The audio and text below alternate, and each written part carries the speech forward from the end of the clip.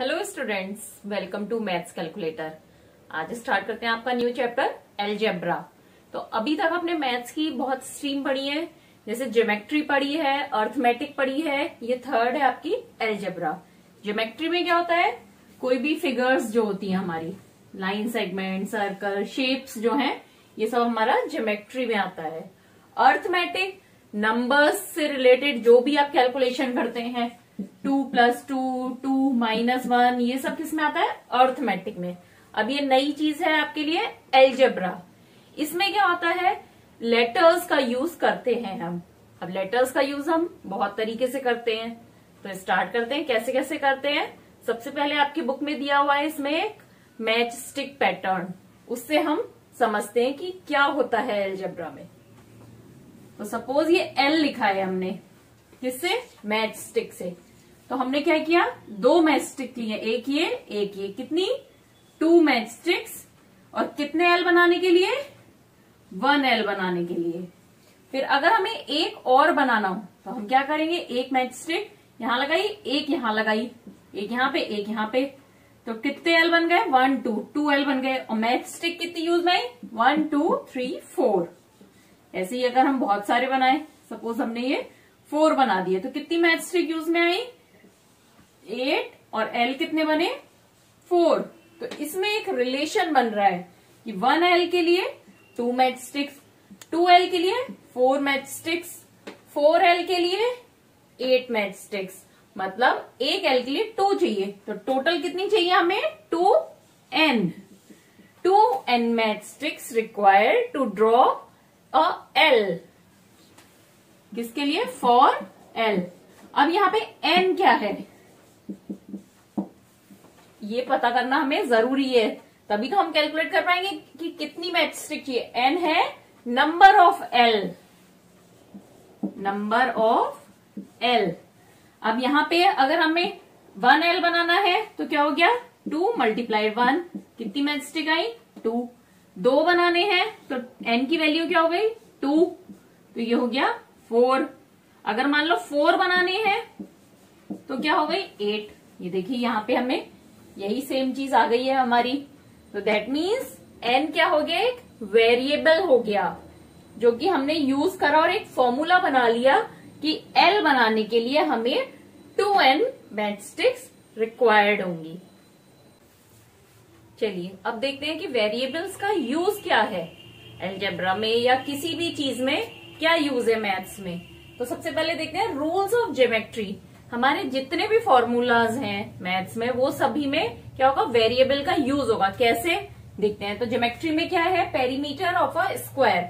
जब भी आप किसी भी स्क्वायर का पेरीमीटर निकालते हैं, क्या होता है, पेरीमीटर मतलब सारी साइड्स का एडिशन। अब ये स्क्वायर में चारों साइड इक्वल होती हैं, तो अगर सपोज एक साइड की लेंथ है l हमने मान लिया, तो स्क्वायर का पेरीमीटर क्या हो गया, 4l। इन सबको ऐड कर दिया हमने, तो 4 से मल्टीप्लाई किया l को, तो क्या आ जाएगा, इसकी पेरीमीटर आ जाएगी। अब यहाँ पे l क्या है, एक वेरिएबल है। स्क्वायर की लेंथ कितनी भी हो सकती है, चेंज हो सकती है। वेरिएबल का मतलब ये है कि उसकी वैल्यू वेरी कर सकती है।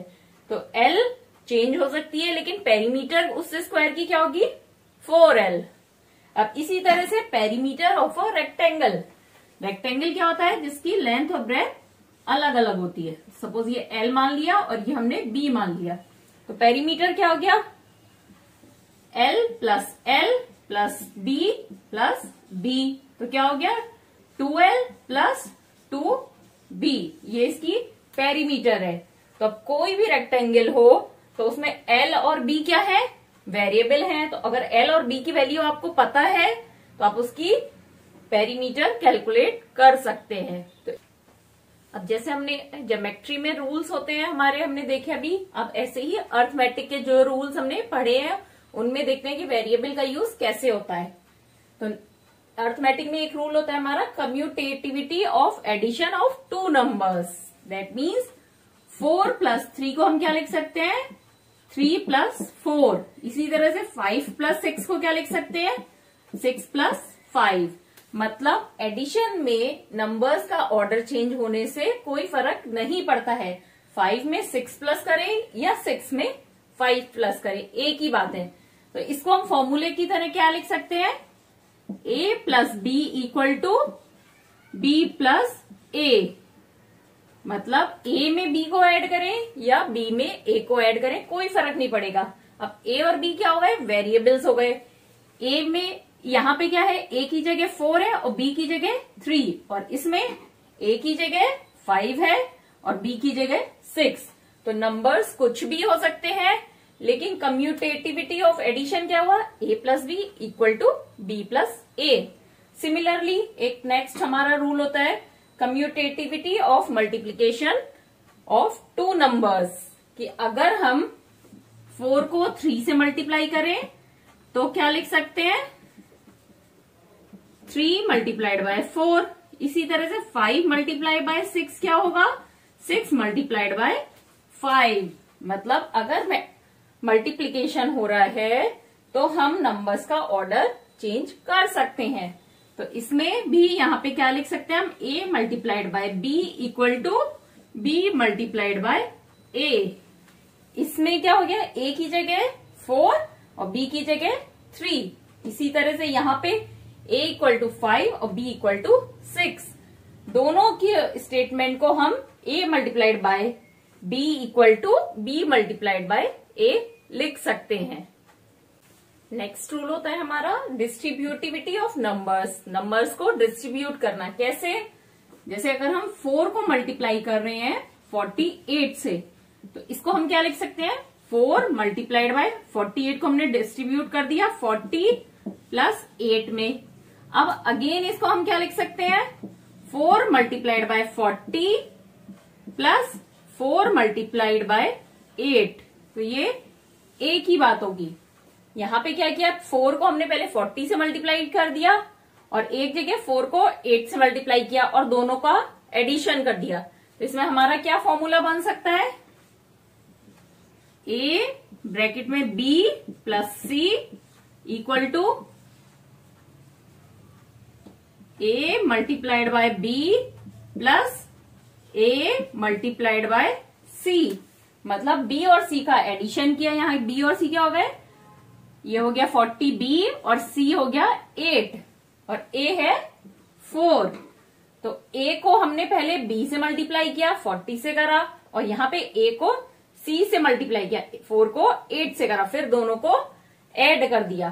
तो ये हो गया हमारा डिस्ट्रीब्यूटिविटी ऑफ नंबर्स, और इसे हम क्या बोलते हैं, और distributivity of multiplication over addition. तो यहाँ पे a b c क्या है, वेरिएबल्स हैं। अब आपने ये सीख लिया वेरिएबल्स क्या होते हैं। अब आता है वेरिएबल को एक्सप्रेस करना, कैसे हम वेरिएबल से एक्सप्रेशंस बनाते हैं। किसी भी चीज को एक्सप्रेस करना, उसी को बोलेंगे एक्सप्रेशन। तो सबसे पहले जैसे अगर लिखा है x इज एडेड विद 5, तो क्या हो गया, x प्लस 5। अगर कोई बोल रहा है 3 सब्सट्रैक्टेड फ्रॉम y, तो y में से हमें 3 सब्सट्रैक्ट करना है। तो ये हो गए हमारे एक्सप्रेशन विद वेरिएबल। अब इसको एक नॉर्मल लाइफ में या क्वेश्चंस जो आते हैं उसमें क्या लिखा होगा, जैसे सपोज लिखा है Riya has 3 more toffee than Raju. मतलब रिया के पास 3 टॉफी ज्यादा है किससे, राजू से। अब अगर हम रिया के पास मान लें कितनी टॉफी है, x, तो राजू के पास कितनी हो गई, रिया है 3 more than toffee than Raju, तो कितनी हो गई राजू के पास, x माइनस 3। मतलब राजू के पास कितनी है, रिया से 3 कम है, तो x माइनस 3। यहाँ पे हम ये भी कर सकते हैं, अगर हमने राजू की वाई टॉफीज मानी है कि राजू के पास y है, तो रिया के पास क्या हो गई, रिया इज 3 मोर देन, तो y प्लस 3 कितनी हो गई, y से 3 ज्यादा हो गई। तो ये एक्सप्रेशन हो गए हमारे एग्जाम्पल के साथ कि कैसे हमें एक्सप्रेशन बनाने हैं। अब नेक्स्ट आपका इसका पार्ट है इक्वेशंस। पहले आपने अभी पढ़ लिया एक्सप्रेशन क्या होते हैं, अब हम देखेंगे इक्वेशन क्या है। अब लास्ट एग्जाम्पल में आपने पढ़ा था कि Riya has 3 more than toffees than Raju. अब यहाँ पे हमने एज्यूम करा था कि राजू के पास कितनी टॉफीज है, y, तो रिया के पास कितनी हो गई, क्योंकि रिया के पास 3 ज्यादा है तो y प्लस 3।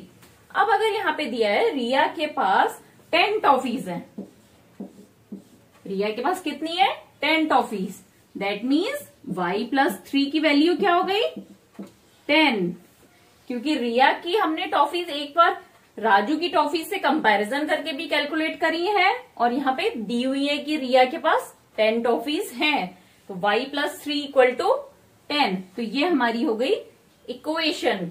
अब इसमें y की वैल्यू क्या होगी, y इक्वल टू क्या होगा 3 को हम इधर राइट साइड ले जाएंगे, 10 माइनस 3 इक्वल टू 7, तो राजू के पास कितनी टॉफीज हो गई 7 टॉफीज। अब क्वेश्चन क्या था हमारा स्टेटमेंट कि रिया के पास 3 टॉफीज ज्यादा है राजू से, तो सही भी है ये, 7 में 3 ऐड करेंगे तो 10 बन जाता है, तो 7 यहां पे क्या हो गया हमारा सोल्यूशन, सोल्यूशन ऑफ इक्वेशन।